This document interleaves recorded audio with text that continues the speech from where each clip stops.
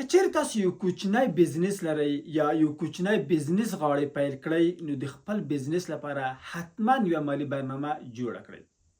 که چیرې تاسو مالي برنامه ونه لرئ ممکن د قرضونو سره مخامخ شئ، د نغدو پیسو له کمښت سره مخامخ شئ او یا هم د بزنس له ماتې سره مخامخ شئ. د یوه کوچني بزنس په پرمختګ کې د مالي برخې مدیریت خورا اړین دی. تاسو باید ډیره پاملرنه ورته وکړئ. لومړنی ګام چې اخلئ هغه دا ده چې د یوه کال لپاره یا د یوې روبې لپاره یا هم د یوې میاشتې لپاره خپله بودیجه مشخصه کړئ، خپله بودیجه جوړه کړئ. تاسو جوړ کړئ چې په هغه کې لګښتونه تاسو عواید او تاسو ګټه معلومه وي. یعنی تاسو په دغه یوه کال کې څومره لګښتونه باید ولرئ، څومره عواید باید ولرئ او څومره ګټه تاسو باید وکړئ. په لګښتونو کې مثابت لګښتونه لکه د کرایې لګښتونه یا هم د دفتر د تجهیزاتو استهلاک او دې ته ورته لګښتونه لکه معاشونه څومره دي. همدارنګه متحول لګښتونه مو یا بدلیدونکي لګښتونه مو لکه د برېښنا لګښت، د انټرنیټ لګښت او یا هم دې ته ورته څومره دي. دا تاسو په دقیقه بڼه محاسبه کړئ.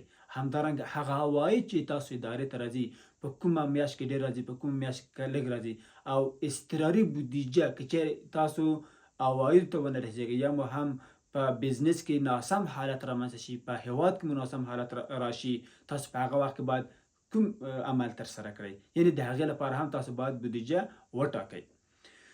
دویم ګام چې تاسو اخلئ هغه دا ده چې هغه پیسې یا عواید چې تاسو بزنس ته راځي هغه مدیریت کړئ. کله چې تاسو د هغې مدیریت په خپل لاس کې ونیسئ په ناسمو څیزونو او توکو باندې له تاسو څخه پیسې نه ځي.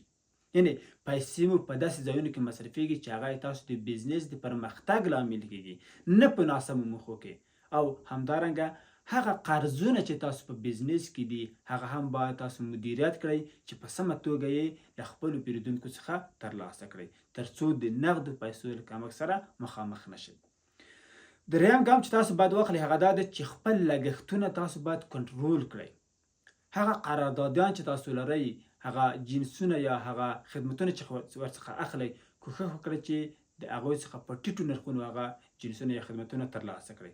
همدارنګه له ټکنالوژۍ څخه استفاده وکړئ، له بعضې سافټویرونو څخه استفاده وکړئ چې تاسو دقیقه محاسبه وکړي لکه کویک بوک یا هم فریش بوک او دې ته ورته نور کتابونه. همدارنګه سافټویرونه تاسو کوښښ وکړئ چې د ټکنالوژۍ پر مټ د خپل بزنس د پرمختګ یا هم د شاته تګ ګراف ووینئ، ګراف یې رسم کړئ تر څو تاسو ژر تصمیم ونیسئ چې تاسو په کوم لوري باندې روان یاست. آیا په ناسم لوري باندې روان یئ که خپل هدف ته تاسو رسیږئ. همدارنګه مالیات محاسبه کړئ چې څومره مالیات تاسو په بزنس باندې راځي. د معاشونو دقیقه ورکړه، د استهلاک د جنسونو دا که چیرته تاسو دقیقه محاسبه ونه کړئ نو تاسو ممکن د ضرر سره مخامخ شئ. تر بل ویډیو مو په الله جل جلاله سپارم.